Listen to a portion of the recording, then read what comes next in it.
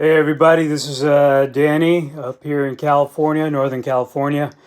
Just wanted to reach out and share a few thoughts and ideas, especially over the last couple of weeks. Things have been a little crazy in our country. So I just got back from a shift out in Sacramento, and I've been thinking about you guys, and I just want to share a few thoughts that I think may be helpful as we all get through these volatile times, if you will.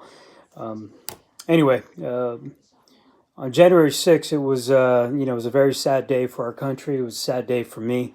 But I can definitely share with you, and some of you know my views on this, in some ways very expected.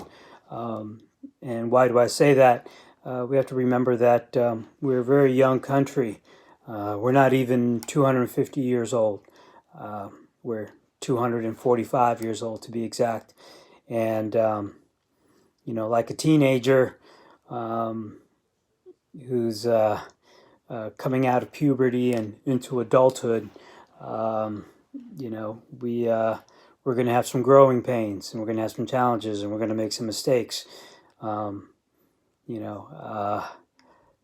This teenager is basically is the equivalent of having gotten 2 DUIs, got the car keys taken away from him, and the license is suspended, and you may have to go serve some time in jail. So, like all teenagers, we have to be patient and with them, with our teenagers. I know some of you have already raised teenagers. You know what it's like. Some of you are raising teenagers, and you know what that is like. And we have to just be patient with them, and like the teenager, in being patient with them, let's be patient with our country as well. We'll get through this, but we're growing out of it. We're growing into adulthood. As you know, I've had a great fortune of having lived in other countries with older histories and older societies and older trajectories. And, as challenging as this is right now, in the long run, it'll only give us greater resilience and ultimately even greater strength in our democracy. So let's just be patient, and let's just keep moving forward. That's for sure. Another thing you should know is that I am not going to be going to DC. There are 15,000 troops right there, probably 20,000 by next week. They're all majority National Guard. My mission is not to deploy to DC. My mission is primarily to be here in California. So you should know that next week, during President Biden's inaugural ceremony, there are planned protests in all 50 state capitals. So, I'll be in Sacramento. You know that I'm at headquarters. That's where my assignment has been for the last year.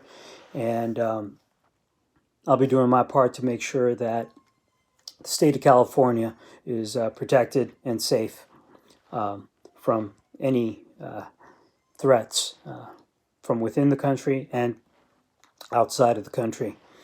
So I recommend next week, Tuesday, Wednesday, Thursday, stay away from any major downtown areas in your state. Stay away from Capitol buildings. Just stay home, go to the grocery store, do the basics, but just stay home. Don't go into crowded areas where there's a lot of buildings. Just be safe. There are planned protests in all 50 states and all 50 state capitals, and at least here in Sacramento, we'll be doing our part to make sure that they are safe and they're nonviolent. I also have some battle buddies around the country in Florida, New Jersey, New York, and obviously here in California, so I'll be closely attuned to what's happening in those states as well. I'll also say, remain vigilant with COVID. It's been close to a year now, and we have the vaccines. And in the last couple of weeks, the last 10 days, I can honestly say that we've been increasing our productivity and our efficiency in rolling out the vaccine through our supply chains. Some states will be deploying the military, other states won't. But it's up to the state to decide that. In California, we are helping somewhat with the supply chain, but our state is in good shape to do that. We have a lot of resources at the state level that the Guard doesn't have to be fully activated to deploy all those vaccines here in the state of California.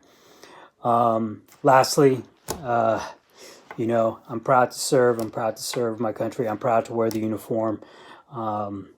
This country's been good to our family in the last 50 years, little over 50 years now. And I for one know that it's been especially good to me. I know for a fact that I wouldn't have had the opportunity to do nearly half the things that I've done in my life were it not for this country. So I'm proud to wear the uniform. I'm proud to serve. I'm proud to give my 2 cents worth in defending and protecting our state from any threats, domestic or foreign. Lastly, chance is the hand that you're dealt with in life. Choice is how you play that hand. And so whenever you're feeling down, remember we're all dealt our hand in life, our hand.